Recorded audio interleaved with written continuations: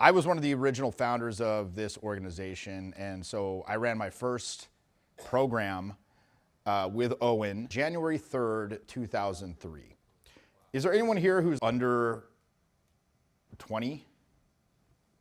Yeah, so again, I was doing this when you were born, right? And I've been running programs pretty much every other weekend, nonstop for those entire 2 decades. I've continued to do these for a number of reasons because, first of all, I find it very personally gratifying, fulfilling to see the change happen before my eyes. And I get to kind of experience by proxy what I felt when I first came to these understandings and saw the results in my own personal life.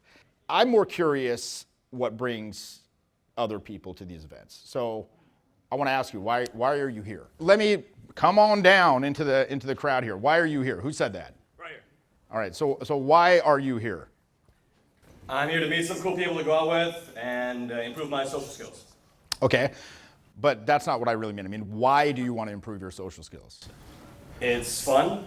It's gets me a lot of fun success. Yeah. And it also helps me in my professional life and helps me get whatever I want in my dreams. Whatever you want. Okay, that's good. Anyone else want to share? Why are you here? Why the are you here?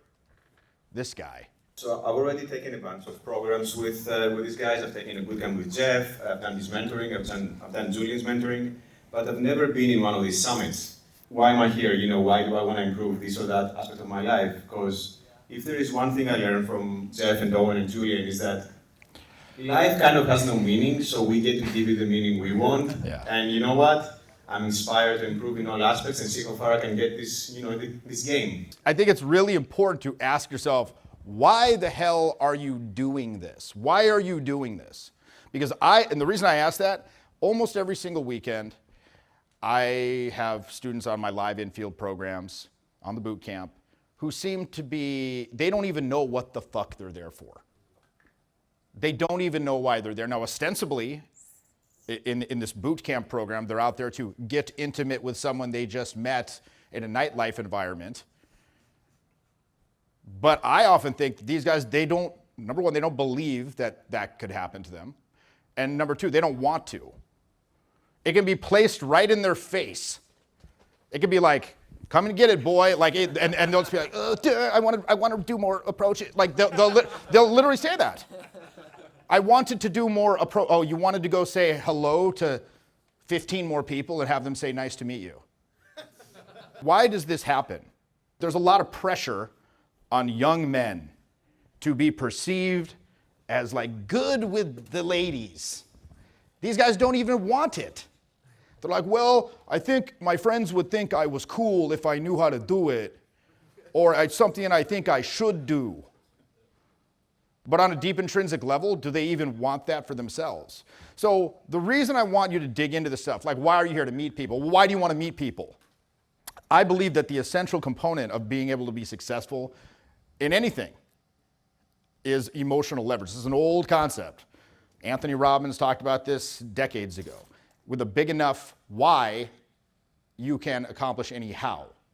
It's not complicated, but it's very difficult in many ways for people to overcome the conditionings that prevent them from taking the actions that are going to result in success. Now, in particular, let's talk about a boot camp. You'll get some guys, they come in at all levels of experience. You'll get people who are white belts. You get people who are not a white belt. They've literally never approached a stranger and introduced themselves to anyone in their life. You get some people who are very advanced. Typically, I find that the advanced people get the most out of the program. Why do you think that is? Conscious of what they want. Well, you kind of don't have to go over the wax on, wax off stuff. You can just kind of really dive in and sharpen the edges that need sharpening and smooth off the edges that need smoothing. And it's a lot harder to get a guy from a 9 to a 9.1 than it is to get a guy from a 1 to a 4, because they have those kind of newbie gains. Oh, lo and behold, I did this thing that he instructed me to do, and now, mind blown, right? I discovered dynamite, whereas these guys, they're trying to make tiny, tiny, tiny incremental improvements. So, but you'll get these people, they come in, and, well, first of all, I'll very often, at the beginning of the program, I'll always ask, okay, so Tell me a little bit about yourself. Name, age, occupation, where do you live, and what's your background in this? Now, some people will tell me, well, you know, I've been watching y'all for years. I can tell you what you had for lunch in 2014 on Wednesday, September 17th. Remember that video that you, actually, no, not really, but I'm glad you do. It means I'm still relevant in some way.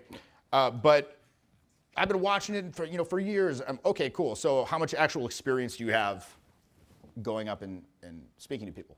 Oh, I've never done that before. This is gonna be my first time. Oh, okay. On the other end of the spectrum, you'll get people who and both of these happened the very last weekend. I was in New Orleans for Mardi Gras last weekend. We did a 5-day program out there, which is completely insane. Redneck Vegas, where the coolest guy from every trailer park goes to party. Anyone ever been to Mardi Gras? Yeah, it's quite interesting. I remember I was there with my son, and we walked out onto the street, and he had never been either. He's from like a rural place in Oregon, and so we walked out on the street, and one of the first things we see is up on some balcony, these dudes holding the sign that says, "Show us your butthole." And then young women are doing it. They're doing it in exchange to be thrown beads, plastic beads, because that's what happens in New Orleans on Mardi Gras. You show them your fucking butthole, and you, in return, receive plastic trinkets. So he's like, what's going on? But the reason that place is so good for learning social interaction is because it's a street filled with hundreds of thousands of people that is just churning and ebbing and flowing with brand new people swarming through there the entire time. So you can do massive repetitions of social interaction in a relatively anonymous environment, right? It's not reality. It's like a dream. It's like the holodeck from Star Trek. It's not real. I was in New Orleans, and I had, I believe, 10 guys on boot camp, and one of them said, I've been watching it for 10 years, and this is going to be my first time going out. Another guy said, I was in a 10-year relationship, high school sweetheart type thing. We broke up recently, and I know nothing about any of this. I stumbled across this on your YouTube channel, and I thought it was cool, and I just signed up, like last month. Which guy do you think did better? The latter. Now, why do you think that is? Nothing to lose. Not a question of nothing. Yes. He didn't have anything to unlearn before he can actually pick up the new stuff. Yes. So, I believe that if you are the type of person that's engaging with videos excessively and reading a lot of theory about this stuff, you're actually doing yourself a grave disservice. Why is that? Because you're loading up, you're loading up on theory, and then you're going to go out with the intention to shoehorn theory onto reality. I'm going to take these arcane, Byzantine, fucking elaborate theories I've read, going down a rabbit hole in like a fractal way, talking about the intricacies of value and this and that and the net qualification. And now I'm going to go out and I'm going to try to shoehorn that onto reality. That kid last weekend, I'm like, did you see that? Did you see the demonstration? How our demeanor, how we went up, and it was fun, and that made it compelling, and that made her pay attention. She's like, he goes, yes, but doesn't the theory say that I'm like, dude, what the fuck? And every time you'd perform, he'd be like, but doesn't the theory,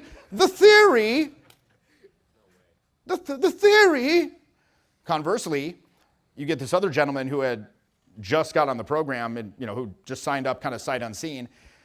He's like, what do I do? I'm like, do this. He does it, boom, done. He comes back the next day, he earned his cape. Well, on this New Orleans program, you would earn a cape if you had a success in the night, and you had then become a wizard. And so he became a wizard on the first night, and then you were also issued at the very beginning. Everyone was issued these little what looked like kind of air traffic controller sticks that lit up for the purpose of finding each other in the crowd. And then, however, if you did something gangster, and the criteria for gangster was if my son and we look at each other, we saw you do something, we're like, damn, did you see that? Right? Then you were issued a proper Jedi lightsaber, and you become a Jedi. You're no longer an air traffic controller, you're now a Jedi. So this guy, he became a Jedi gangster, wizard, within a day. Why? Because again, he's not over concerned with the theory. So what is this getting down to?